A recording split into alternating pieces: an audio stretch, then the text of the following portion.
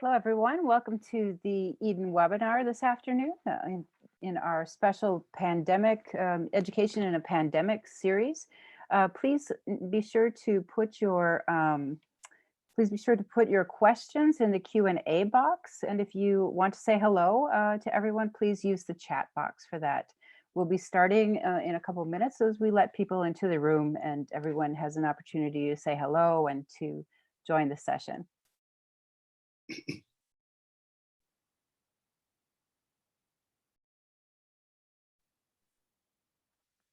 We've got lots of people from the US, from Europe, Mexico. Wonderful. Lots and lots of people here today.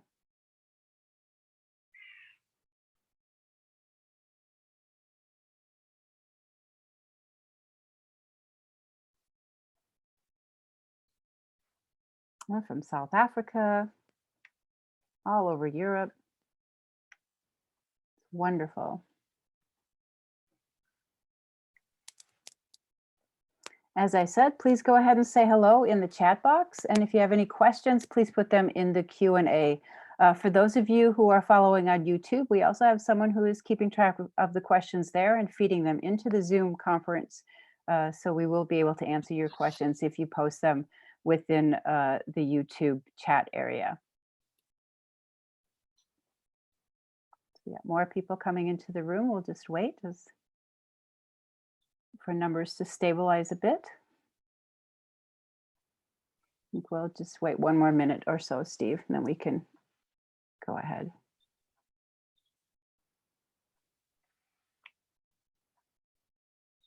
Yes, and please note Eden has posted a link if you want to register for a badge of participation through Eden. So please go in the chat box and click on that link if you would like to register for a badge for participating in today's webinar. The webinar will be for the next hour, and we'll be having Steve give his presentation, which will be about 30 minutes or so, and then have time for questions and answers afterwards.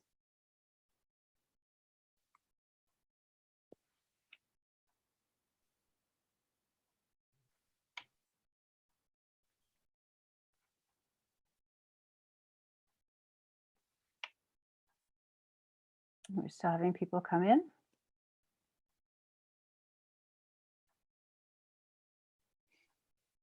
And some people that have been at past webinars. It's nice to see you again.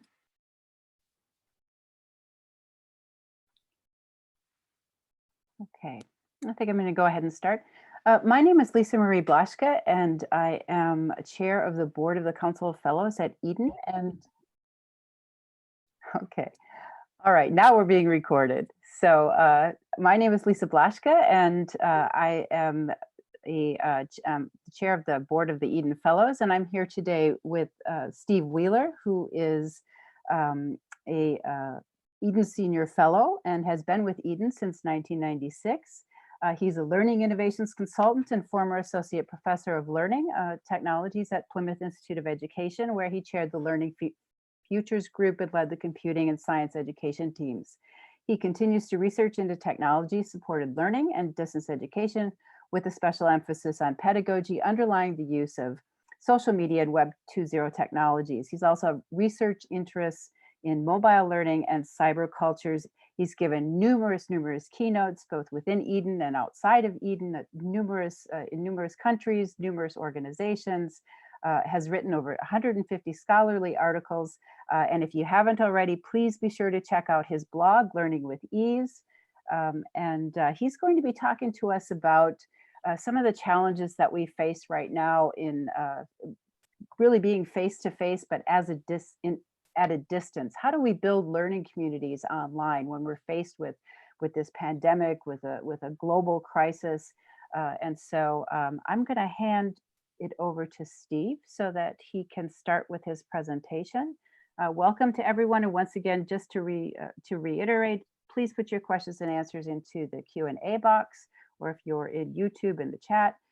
Here in Zoom, please do not put your questions in the chat, but put it in the Q&A box. So Steve, handing it over to you.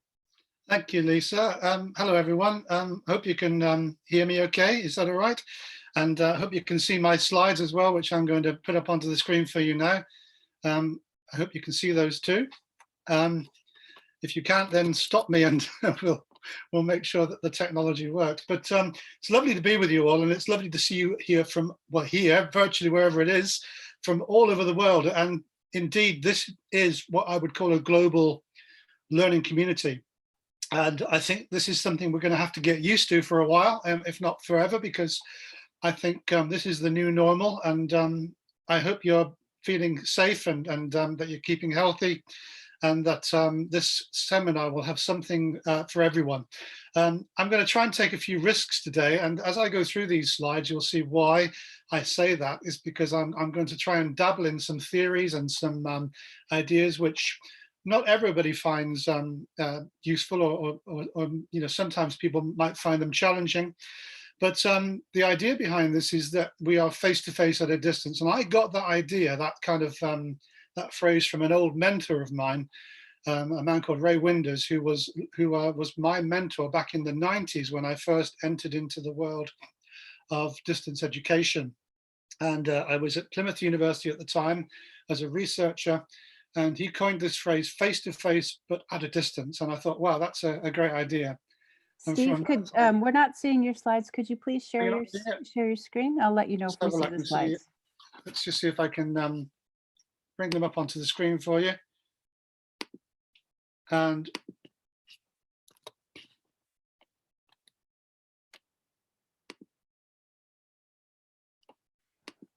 so we did test this beforehand, so this does work. There we are. So, wonderful. Thank you, Steve. Can you see it now? I hope that's better. So let me just quote now from this guy here, from this guy Peter Drucker. I'm sure some of you have heard of him. The danger is not so much in the turbulence; it's in thinking in past ways, using yesterday's logic, as he says. And I want to hark back to what Alan Tate said in the last seminar, the last webinar, which is where he was talking about the idea of the horseless carriage, what became known as the car, which was built originally on the design of the old horse-drawn carriages. And our danger, as he said, is to keep using old logic and to keep thinking in old ways about new problems. We have a huge global emergency right now, and we need to start thinking in new ways. And this idea of reverse assumption theory, this guy called Matthew Said, he came up with this book called Rebel Ideas. And in it, he talks about taking the assumption and reversing what we think about that particular idea. So let's take a taxi firm, for instance. Could we take a taxi firm and say, okay, that taxi firm has no cars whatsoever? Well, of course we can, because it's now called Uber. We could do the same with I don't know, with bed and breakfast, hotels, or they've got no rooms, and that would be Airbnb, of course.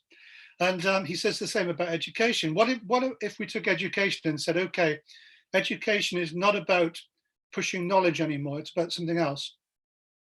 And this is the kind of reverse assumption idea that I kind of quite like, because it appeals to the rebellious nature in me, and I think all of us have that in us somewhere. All of us have this kind of what we call the positive deviant in us, the idea that we want to do something good, but we don't want to do it in the way that everyone is telling us we should.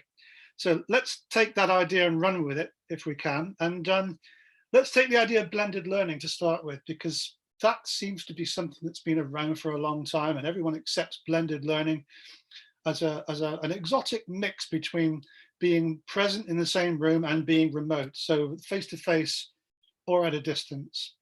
And it's a kind of a binary. You're either in the same place or you're not, but you're using technology to mediate that community of learning. But let's take some other types of blended learning now, which may be not considered as blended learning, but in fact, when you look at it, they actually are. Because often we switch between synchronous and asynchronous, live and recorded types of education online. And we also switch between teacher-led and student-led. And both of those have a validity, but they're different in different contexts. They have different outcomes, different challenges, different contexts around them. And another one is the tethered against the mobile, the kind of the switch between the two. And all of these I would consider to be blended learning. But if you look on the left-hand side, I would call those very much a traditional mode. You can do those very much without any technology mediation. Whereas the ones on the right, they are much more progressive. You need the technology then to actually make them happen. So then you become completely reliant on that technology. Or as I said recently, when I was talking to a group of teachers who have had to go onto this online pivot and suddenly become involved in teaching completely at a distance, I said to them, that's okay as long as you realize you're relying on your home Wi-Fi, the bandwidth of the hub, and a 3-year-old laptop, which is often the case. If that goes, then everyone suddenly becomes blind and deaf, don't they? All of our students are just cut out of the process. So we've got to be careful about what we're talking about when we talk about blended learning. What is our assumption about blended learning? And I'm going to move on from there and throw you another idea. This is my old friend Michael Moore, who I've known for many, many years, talks about transactional distance. He talks about the idea that there's a balance between dialogue and structure. If we put too much structure into our kind of online learning experiences, then it drives down the potential for personalized learning, it drives down student autonomy, and it drives up this idea of having a psychological gap, what he calls the transactional distance. If, on the other hand, you push structure down and push dialogue up, then the reverse happens. You get less transactional distance, you get less problems for students feeling that they're isolated. And there's some ideas behind this. I did some research on this back in the early 2000s on dialogue itself as part of the theory. And I realized from my data, and Michael agreed with this, that there are in fact 2 aspects of dialogue at least. One is social presence, the other one's immediacy, and I'm going to explore those with you in a second. Another idea is the idea of student autonomy, which Michael himself talked about. And there's a third idea about motivation that comes into this, and Maslow's a classic case of that. There's another one here, the 3 types of interaction, which more Kearsley talked about. And a fourth one around Carl Rogers' idea of student-centered or client-centered learning. And each of those I'm going to try and explore as well. But I'm also going to have a look at some neo-Marxist theories to see what we can learn from those as well. So I'm going to throw a lot of ideas at you, and hopefully you'll think about how we can reduce the psychological gap and how we can promote the sense of community within our learners as they study online and at a distance, albeit face-to-face. So social presence. I guess this comes from the work of Short Christian Williams from back in 1976. The idea that there are lots of aspects to this, but in effect, what we're trying to do here is to create a presence whereby we feel we're together even when we're separated by geographical distance. So to overcome the psychological distance is one thing, to overcome the geographical distance is another. Geographical distance is quite easy to overcome. The psychological distance is harder. That's the premise. And here's another idea which you need to think about as well. So all of these components together are thought to provide what we would call social presence within an online community of learning. And when we talk about immediacy, here's some other ideas for you. This is the Trident model from David Winter, where he talks about the 3 components of immediacy. But ultimately, this is all about trying to respond to students quickly and in a timely manner. And I discovered from many years of working online with tutoring for both postgrads and undergrads, that the quicker you respond, the more the student feels that they're connected with you, the more that the student feels they're connected immediately with the context of what they're learning about. So I made it a rule that I would try to respond to my students within 24 hours, if not earlier. In fact, on most occasions, I would respond within the hour, because if they were asking me a question, then generally speaking, they wanted some kind of support. They were in some kind of trouble. I think it was Patricia Carnwell back in 2000 that talked about the 3 types of support that students need. There's the academic support, there's the social support, and then there's the technical support. And I found that the technical support and the emotional support are often supplied by the students themselves. It's the academic support that they really have a problem with and need help with. And that's where you and I as tutors come in. So immediacy and social presence are really important components. And when we talk about this third aspect, the interactive aspect, the idea of what I suppose where student autonomy could arise from, and also a sense of belonging. The learner and the teacher is one type of interaction, but the learner and the content, I think, is equally important. And the teacher is not always there, remember. The teacher is often there in a token effect, really, through the content, and also through learners. Those are the three aspects I think that Moore identified way back in 1992 in the American Journal of Distance Education. But there's a fourth type of interaction, which was later identified by people like Leslie Muller, in fact, and also Mark Whitten-Johnson, who talked about the device interface, which I think is really interesting, because increasingly we're doing this. We're increasingly interfacing with screens and with the content through those devices. And I think that bears a lot more kind of thought about what is that interaction. And there is research being done on this. It has been since '94, but I still think we're a long way from understanding exactly what we do when we interact with our space, with that space, that kind of personal space between us and our device, which is quite fascinating to me as a psychologist. I'm going to move on quickly, because I've been creating content during this crisis. I thought, what can I do? I'm not a nurse, I'm not a doctor. What can I do to help my teaching colleagues? And so I decided to create a whole load of resources through the ZillLearn platform, which are completely free. Loads of other people are doing the same thing. And what we've done with those is we've created these standalone, very quick micro-learning courses, which people can do in under an hour and come away with new information on new skills and new knowledge about how they can support learners online, how they can identify digital literacies, how they can see the significant things like digital identity and so on within these online communities. And that's just a quick kind of heads up to you about some of the stuff that's out there that's free and available for people to support them during this time. But let's go off to this Father Christmas-like character here, who's got a bit of a Napoleon complex, I think, as well. He's got his hand inside his jacket there, posing for the camera. And Marxist theory I used to turn me off, but then I got into it and I thought, actually, there's some interesting ideas in here, especially the neo-Marxist ideas, things like the dialectical view of how we transform social aspects of life, the kind of the dialectical process, which I'm going to talk about in a minute.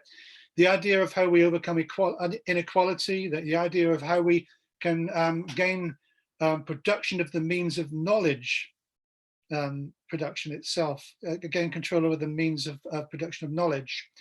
And the idea also that reality is actually constructed. If you look at Marxist, the historical materialism theory, you've got knowledge and reality being constructed by people. And I think that's also fascinating. And maybe these ideas can inform us a bit more about how we create better communities of practice. So let's explore a few. Come with me and we'll bear with me and we'll try and look at some of these. So the first one, George Wilhelm Friedrich Hegel, German realist philosopher who influenced Marx's theory, talked about this idea of a process whereby we have an idea and it's challenged by an opposing idea. I'm sure you're familiar with this idea, but let me expand on it for you. The thesis and antithesis combined, the process of clarifying, discovering, expositing, going through criticism, arguing, and so on, the rhetoric behind that will lead to a synthesis of ideas, which leads to another thesis, which can also be challenged, and so on and so forth, all the way down through. And through a process of dialect, we gradually modify our ideas, our opinions, our beliefs, our judgments, and so on. And I think that's a fascinating idea, because that could lead to a form of what we call triadic learning, the idea of the triangle effect, the thesis, antithesis, thesis, synthesis. And I've used that for a variety of online modules over the past few years in what I call challenge-based or ill-structured problem-based learning. And I'll give you a quick example of that. I had a group of master's students who were studying at a distance with me. And instead of shoving content at them, which you can do anyway, very easily in both face-to-face and online situations, and everyone tries to do that when they first start out with it. Instead of just shoving content at them, I gave them some ideas to play with, and I set them a scenario which had certain elements present and certain elements missing. Then they had to solve a problem based around that scenario. Then, once they'd solved the problem and come up with a solution, they had to share that solution and then defend their solutions against everyone else's solution. And it was interesting because I had primary, secondary, and tertiary, and also training people all in the same group together. And when you put 4 different sectors of education together in the same online space, and you give them a problem to solve where elements are missing, ill-structured problems, then they come up with solutions, and you can see the vast amount of different ideas that come together. And then they can argue why they have merits against someone else's solution. That was a very powerful mix of what I call the dialectical process. See, this idea that you can look at other people's problems and solutions and learn from them, even though you haven't thought of it yourself. So that is one idea which I thought was quite powerful. So Hegelian dialectical process. This has a place, I think, in modern contemporary online learning. And another neo-Marxist theorist, guy called Louis Althusser, which I'm sure some of you may be familiar with, he came up with this idea of interpolation, which essentially is where, because of the culture that we're immersed within, or because of the media that we're exposed to, we feel that we are becoming subject to the ideology of it, especially when it calls us personally. And this is a picture of Lord Kitchener here from the First World War, the British campaign to try and recruit as many people as possible to send them to battle, young men, appealing to their sense of identity. And it looks like he's looking straight at you, and it looks like he's pointing straight at you as well. This is a classic example of interpolation. And I thought, how can this be used also in online learning? And so here's an interesting quote here. Have a quick read of it.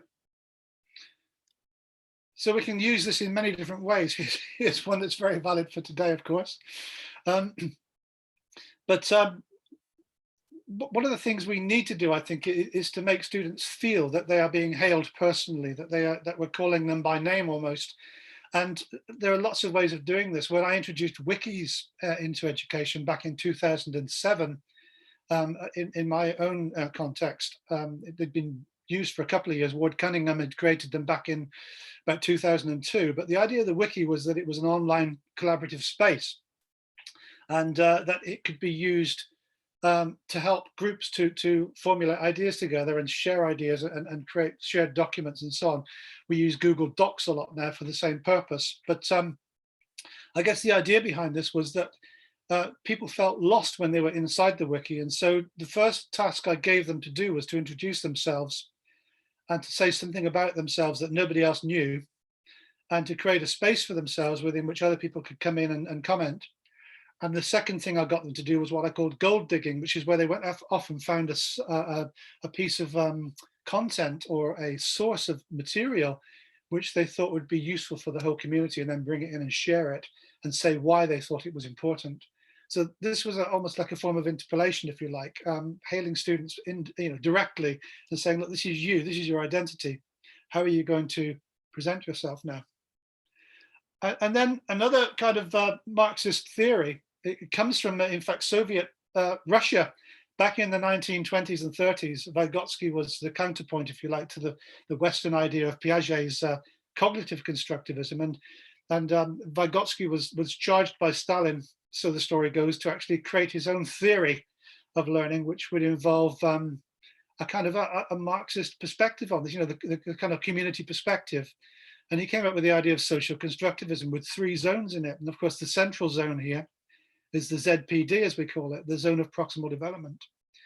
And it's always been classically thought of that the zone of proximal development is actually always has to have a knowledgeable other person involved in it. Well, that's true to a certain extent, but I'm also putting it out that we can use digital forms of scaffolding, to use Bruner's term, the idea that now the teacher doesn't have to be present anymore, but the artifacts they've created, the artifacts the expert creates, can be, and then people can learn on their own in almost like a self-determined way, and they can be digitally scaffolded through those technologies. And there's that as well, of course, and there's the idea of paragogy, which Cornelian and Danoff came up with recently, the idea that, in fact, peer education is equally important in today's digital economy and ecology. It's equally important because everyone knows something, but no one knows everything. Even the teacher doesn't know everything. And so therefore, everyone can teach everyone. And the differential, the power differential in the ZPD can be equalized. So where the expert was up there and the novice was down here, now everyone is a novice together, everyone's an expert together, and we can all integrate our ideas together and can share our ideas together. And so from that, we came up with various theories around self-organized learning. I'm going to rush through some of these because some of these will be familiar to you. And the idea of self-organized learning environments. I know that Sugata Mitra came up with the term originally, but it can be used for other things beside students learning with a computer and a hole in the wall. I'm sure we would agree with that. And one of the first uses of this I saw in social media, and there's probably earlier ones, but one of the first ones I was involved with was Purpose Ed, which was a hashtag that was created by a number of people, including people like Doug Belshaw, British scholar.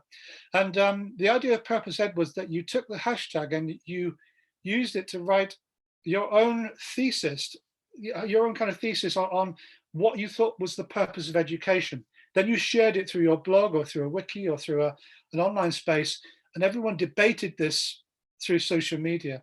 It was a superb project. It went on for months, and you saw multiple perspectives. Then myself and an American colleague called Amy Boval, we came up with various ideas. I came up with the idea of Twisted Pair, and we came up with Blimage as well, which is blog image, where we sent each other images and challenged each other to write about nothing but the image and what it meant to us in terms of education. What kind of thoughts did it evoke? And Amy and I started off together, and then others joined in.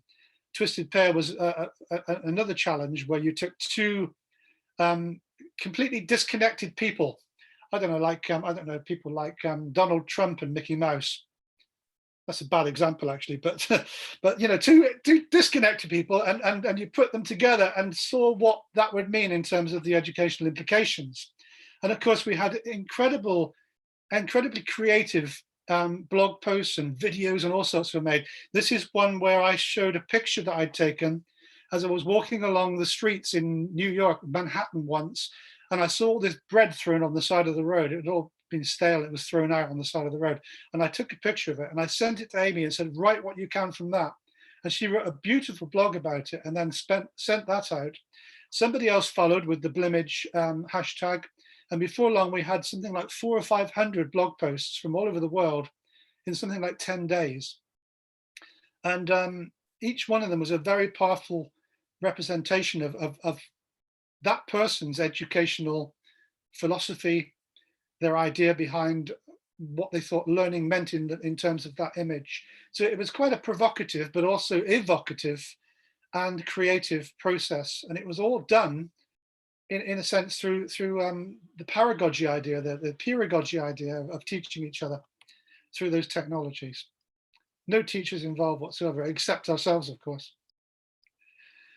And another kind of neo-Marxist perspective, and Gilles Deleuze was in fact a neo-Marxist theorist, and him and Felix Guattari came up with the idea of the rhizome in society, and of course that was then taken up by other people, such as people like Dave Cormier, for instance, and myself and others, and talking about the nomadic nature of knowledge and identity, of course, and how you can roam around almost like in a Flannery way, Flannery way, you've heard of Flannerism, wandering around through a digital terrain and discovering for yourself what is out there that interests you and going off into all sorts of rabbit holes and coming back out again and learning stuff that you never planned to learn.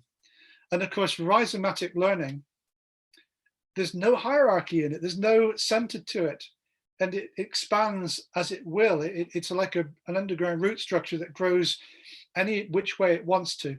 And in effect, it's a representation of both of our neuronal pathways, but also of the pathways that are created in hypertext and hypermedia on the web. So this is a classic now example of how we can learn in different ways and take chaos and bring meaning to it, bring order to it. And from that, of course, came the idea of massive online open courses. I was involved in one of the first ones with Stephen Downes and George Siemens back at around about 2005, I think it was. We did one of the first ones, and I came in remotely from Ireland at the time, and I had about 15 of my students in Ireland with me. We were visiting a university at the time, and Stephen was moderating from Canada, and there were other students around the place, all over the place. And we all learned together. And the idea behind that, the CMOOC at least, the constructivist MOOC, was that it was an open, flexible and student-driven or learner-driven mechanism. But the XMOOCs took over, and of course it became very commercialized, and now it's nothing more than online learning in most cases. I think that's my critique of it anyway. It's become too commercialized, and the owners of the means of production are now the big multi-companies. But embedded MOOCs is quite interesting because you can take existing MOOCs and embed them into traditional courses. There's a new type of blend that has emerged over recent years, I think. And I like this idea also that it's not content driven. Not the CMOOC anyway. The CMOOC is not content driven. It's driven by the students and their interests and how they share them with each other, how they interact. So interaction is becoming increasingly important, especially with content. And obviously the idea, the theory behind this is connectivism. And I'm quoting Woodrow Wilson here. He was, that was when America had a president. And I not only use all the brains that I have, but all that I can borrow. Interesting. So Karen Stevenson took this and she said, look, I store my knowledge with my friends. And I like the idea of that because for me, it's not so much what you know anymore as where you need to go when you need to know to find it. So we need to know so much, but we also need to connect now to a community of practice, as Wenger talks about, the idea of connecting with people that know things that you don't know, and you can have a knowledge exchange as you need them. I'm coming up very quickly to an end now, but there's three theories that I've mentioned. I mentioned hertagogy as one, and Lisa's involved in this herself, along with Stuart Hayes and Kenyon and all the others. I've had talks with Stuart and Lisa about this. And hertagogy, the idea of self-determined learning, I think is going to be increasingly important. There's a great book that's out on it, which Lisa co-edited, which is on my bookshelf behind me here. You can't see it, but it's up there, and I've thumbed through it a lot. So those three theories, I think, combined are going to be really important in the future. Crowdsourcing our learning, building a personal learning network. These are going to be important, more important than ever in this time. And finally, the idea of the wisdom of the crowd. It's not so much the individuals in the crowd. They get smarter because of the whole network, the amplification, and the kind of the connections that are made. That's what makes the crowd get smarter. And so with that, that's just a few ideas for you to kind of get your ideas going and to get some discussion going maybe. And I hope that's been useful to you. I hope you've found that I don't know, illuminating or challenging in some way. And I think we'll stop there and maybe do some discussion, shall we, Lisa? Is that 30 minutes? Perfect, Steve. You were right in time. That was great. We've got a number of questions in the chat box and also coming in over YouTube. I'll start with this first one from Andrew Jacobs. He asked a couple of questions. The first one is, Uber is unprofitable and relies on private funding to remain afloat. Is profit now a reversed assumption? So that's a question you might want to consider. The other is, what is the relationship between teacher and content? Is it more distance now with the technology moving at pace? Yeah, thank you, Andrew. I'll owe you a drink for that one, perhaps, when we get back together again next in London or wherever. I'm glad you're there. Andrew comes from an L&D background, so obviously he's talking about return on investment, because that's what they all talk about in L&D, learning and development. And yeah, I think Uber was an interesting experiment. I don't think it's over yet. Airbnb is more successful. I think that what we're doing really is working with disruptive elements, and I think some disruption works better than others. Some disruption is deeper than other disruption. Some disruption works off. We've had discussions for a long time about this, Andrew and I, and some disruption is impossible to achieve. It just becomes destructive. And but I think from all disruption we can find some kind of positivity. And the question about the interaction between teacher and content, or learner and content really is the interaction, because teacher and content I see as very similar things, because the teacher creates the content in the traditional method. I think what we're seeing is a shift, and it's been happening since the read-write web, or the Web 2 began. I think we can probably trace that back to about 2001, when began to see the ability to write the web as well as read from it, and it became more participative.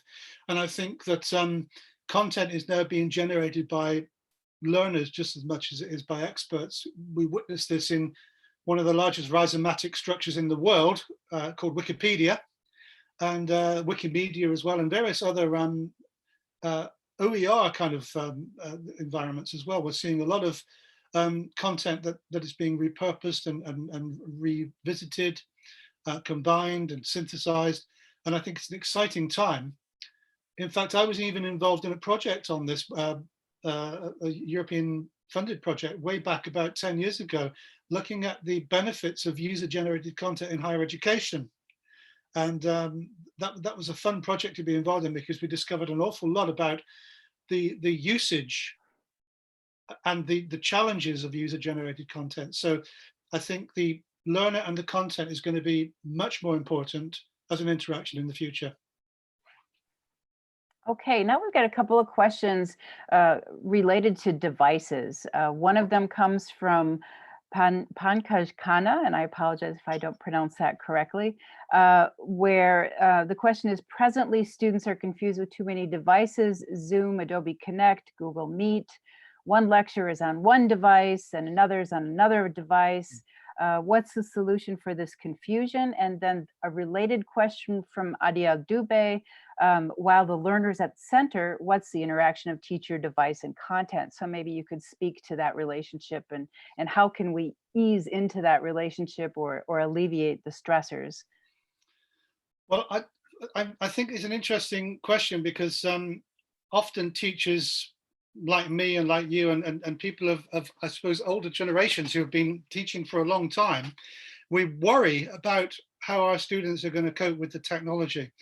And I know that there are kind of ideas around that we have digital natives and so on. I don't subscribe to that idea, but what I do subscribe to is the idea that younger students choose their devices themselves. We don't choose them for them. They choose them themselves, and they have a vested interest in becoming familiar with those technologies. In fact, they become intimately familiar with them, and they use them without thinking. They become an extension, if you like, of the human body. They become an extension of their memory. They become a kind of a way to amplify their skills and their knowledge. And I think we worry too much about how students are going to cope with the technology. What we should be more concerned about is creating environments within which those technologies can be used to expose the knowledge and to motivate them to gain more knowledge, and to, I suppose, to prompt them to connect with that knowledge in different ways. So I don't think we ought to worry so much about them being confused. What we should be worried about is getting them to interact and to persist in that interaction and engagement. Okay. This question is also coming through on Zoom, and it's from Drivonod Kumar Yadav, and who's asking, how can we minimize the problem of impersonalization in virtual education? Yeah, one size fits all, doesn't it? Which is a lie, always has been. It's a lie that the education system has had perpetuated upon it for years, mainly because of the need from governments to push content and to assess to the nth degree, so that everyone's tested to know whether they've learnt something or not, whether the money the government's putting into it, I sound like an old Marxist, don't I? But the idea behind this, I think, is that we've got to move away from this thing about content. We've got to, I think, push the idea that one size does not fit all. We've got to win hearts and minds on this and say, look, everyone's different. We talk in schools about differentiation. We've got 30 children in the class. They're all different. Some of them have special needs. Some of them are brighter than others. How can we differentiate? So you have to write something like 5 or 6 lesson plans, don't you? Or a lesson plan with 5 or 6 variations in it, with 5 or 6 different types of resources. Well, actually, what we should be doing is 30 different types of resources, but that's impractical. It's difficult to do. So how do we get over this problem? But there are no easy solutions. But what we do have to do is allow children to create their own, and students of all types and all ages, to create their own pathways, to create their own desire lines, if you like, and to personalize their learning. And the only way you're going to do that is by using more and more personal devices, so that the curriculum remains, but within that, there's an incredible amount of variation, flexibility, agility, so that everyone can play their own furrow and go in their own direction without being penalized. And that is a new mindset. That's a reverse assumption. That's what I meant when I started off with, education should not be about pushing knowledge anymore. It should be about other things. Okay, our next question is from Sandy Barker, who asks, should we worry about the students that do not want to be involved in the class or in the community and are passive learners, or I think what Michael Bowden called witness learners? Yeah, this is an interesting one, because we call them lurkers as well, don't we? In some online environments, they lurk in the background. You think, why aren't they getting involved?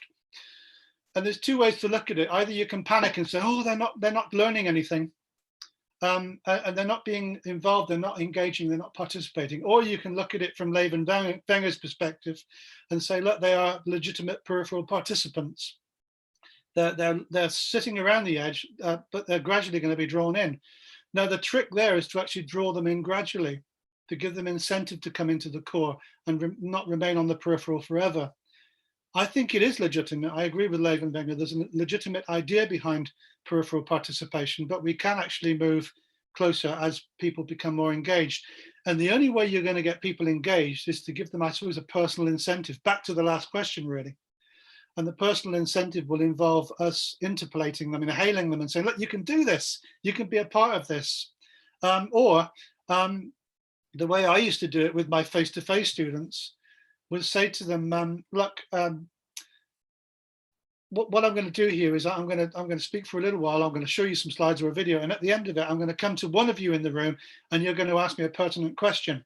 And you won't know who I'm going to come to. So in effect, it's almost like a compelling version of participation, where they're almost forced to be there, but to actually listen hard and to have a question ready. And it does actively engage people a lot more. But there's lots of ways of doing it. I'm sure you can think of other possibilities. Okay. Another question from Romina Katia.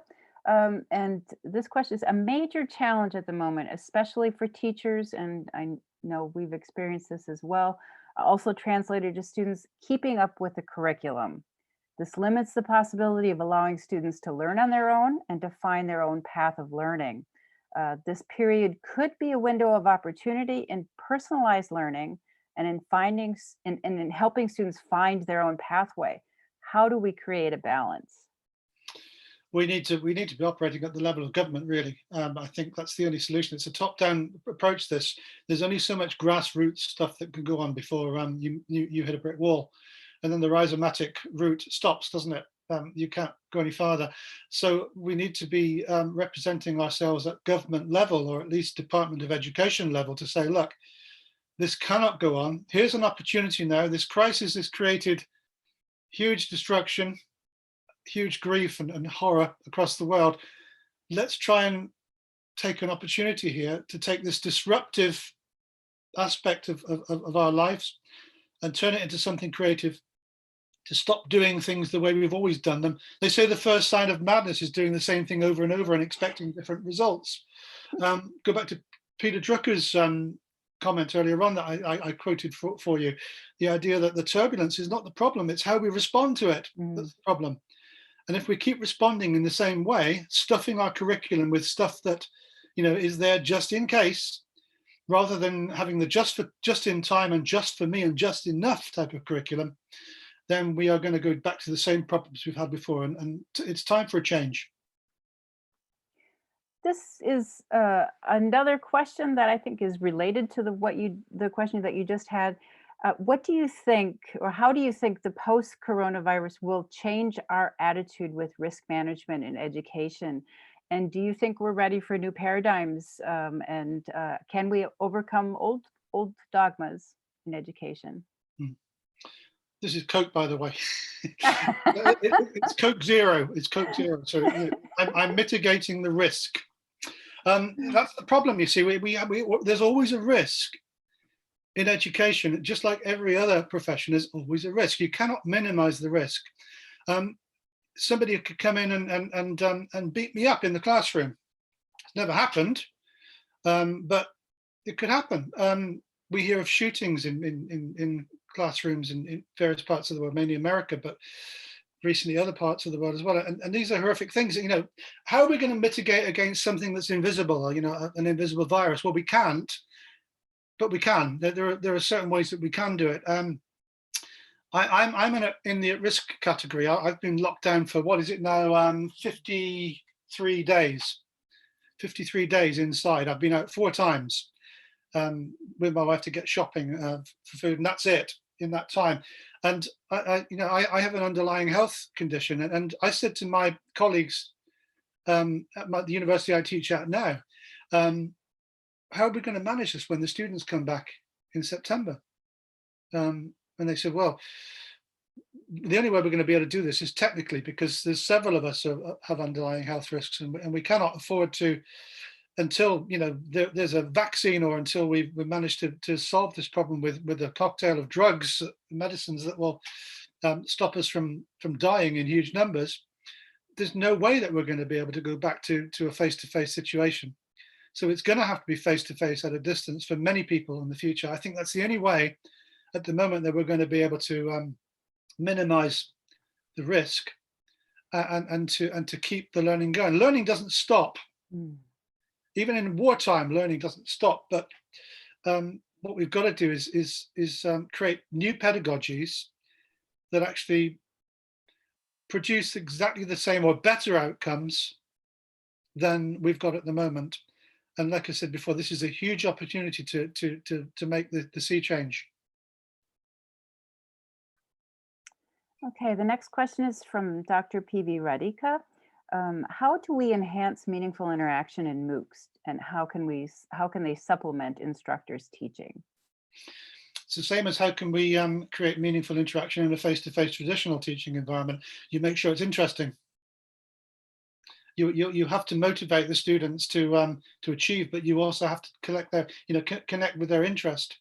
And somebody asked me yesterday, what are the 3 key characteristics of a great teacher? And I said, well, knowledge, empathy, and passion. If you haven't got passion for your subject, why are you teaching? Empathy and knowledge are important, but passion is I think the top of the pyramid. You know, without that passion, why are you there? And I think we've got to be passionate educators. We've got to constantly think creatively and think outside the box, think about new ways of engaging students, like some of the ways I showed you. The evaluations from the students on those courses that I produced were tremendous. And you know, the outcomes were incredible, and people were saying, how are you doing this? Basically, all I was doing was providing them with challenges which interested them. I was giving them the personalized routes through to actually creating their own solutions to problems, which they were then able to argue about and defend in an online shared environment. And that was all they needed. They had to go off then and take pride in what they were doing and go off and grab the knowledge from wherever they wanted to find it, to actually marshal their arguments and create the best possible solution. So that ill-structured problem-based solving learning was a very powerful method. That's one way of doing it. There are loads of other ways of engaging students at various levels. This question is from Ruizan Mekvabitsa. I'm really getting in my practice here, pronouncing names in different languages. And it's related to what you just said, but it's more along the lines of, what kinds of platforms are the best to use for creating these kinds of communities in an online environment. One of the things that you mentioned is the technical and emotional support that students can provide each other. For example, you use the example of pedagogy, and that we should be, as instructors, providing academic supports. How can we use different platforms for different purposes to realize those communities? Well, there's the key, what you've just said there. How can we use different platforms for different purposes? It's about different contexts. So, for instance, I in the past, I've used wikis to actually get people to work together when they're separated, to create online, I suppose, shared spaces for them to collaborate with. I've used other platforms like VLEs or LMSs to actually get people to work together on problems and to submit their work and so on. I've used shared blogs. I had a research group. I had a group of students who were doing a research project. They were all having to produce their own research study, but they had common problems. Like, how do you understand methodology? What does epistemology mean, and how is it different to ontology? All these big questions.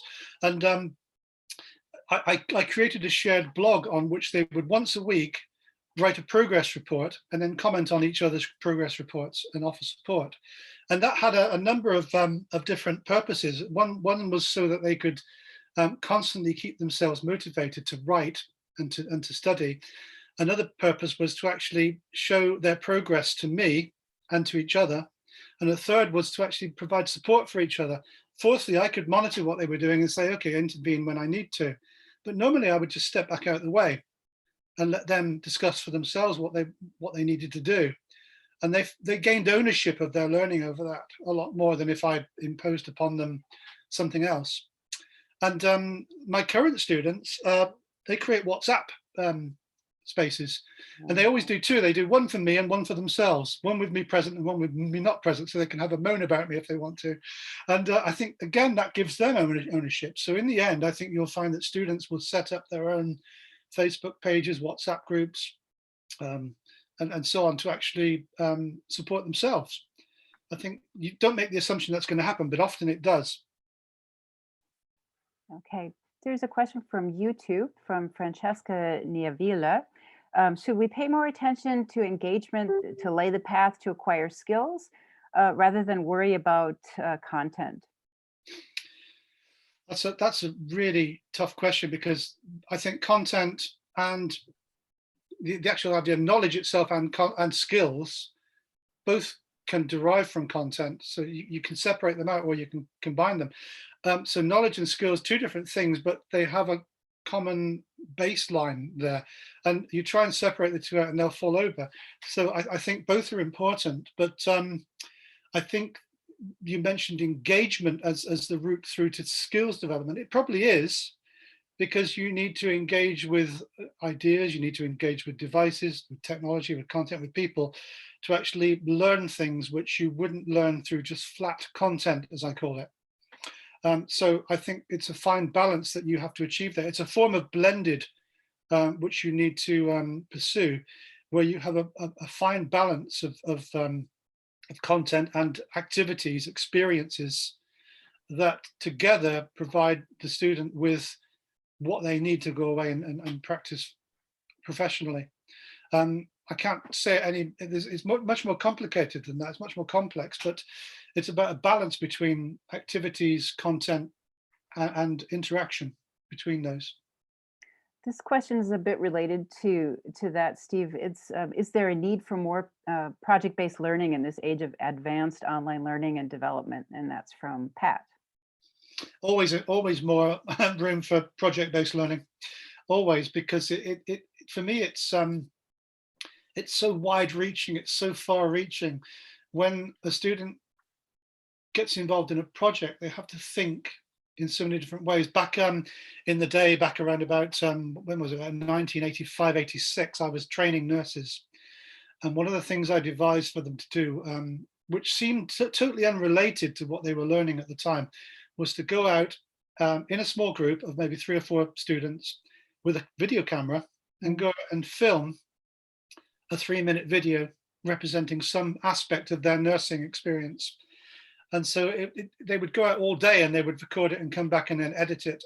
And then they'd present it that afternoon as the last session to the rest of the group.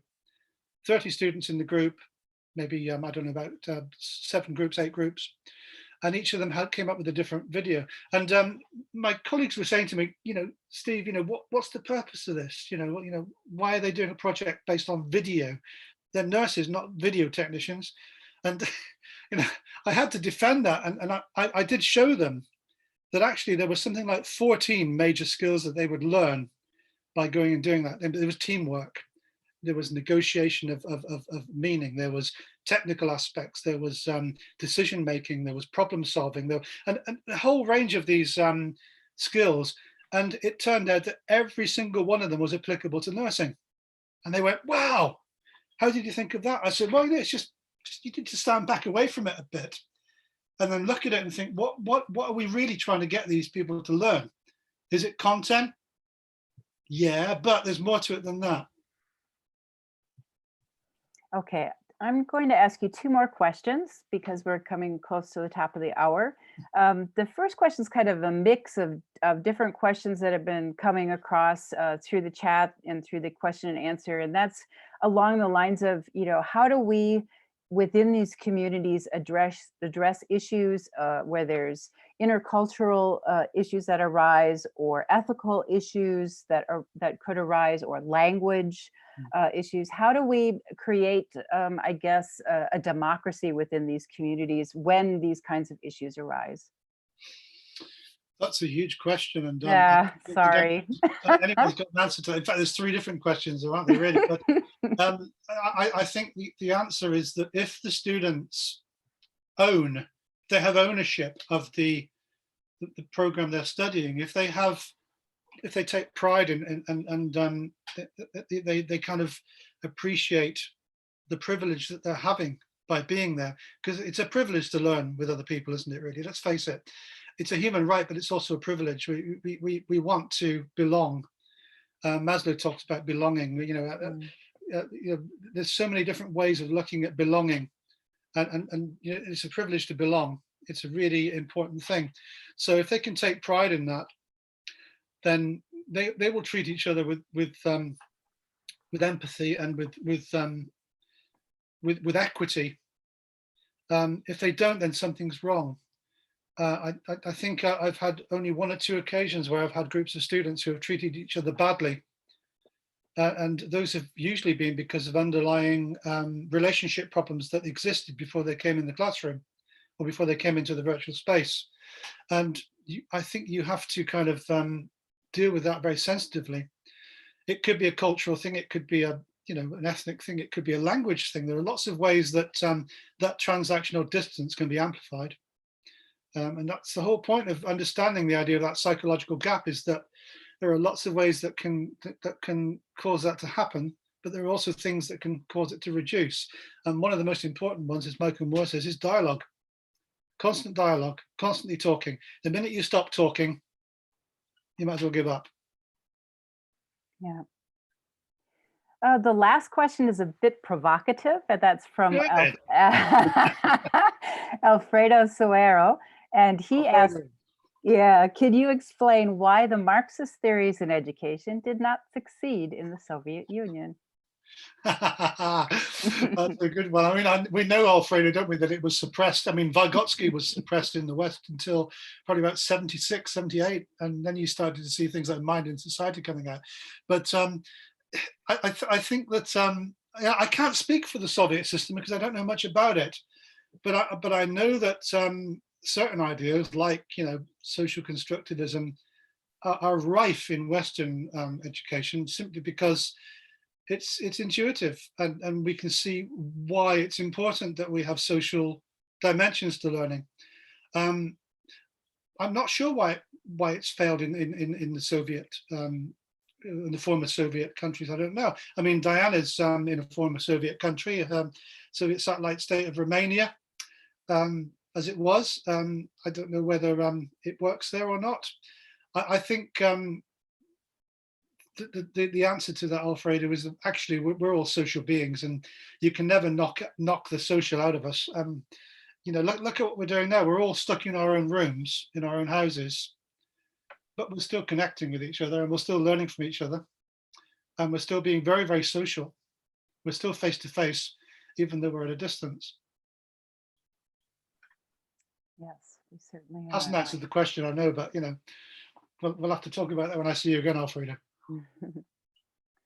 Okay, well, we're coming up to the end, Steve. Thank you so much for taking the time to be with us today and to share your thoughts about the different theories, the different approaches for creating communities online. I would just like to maybe put up the slide for the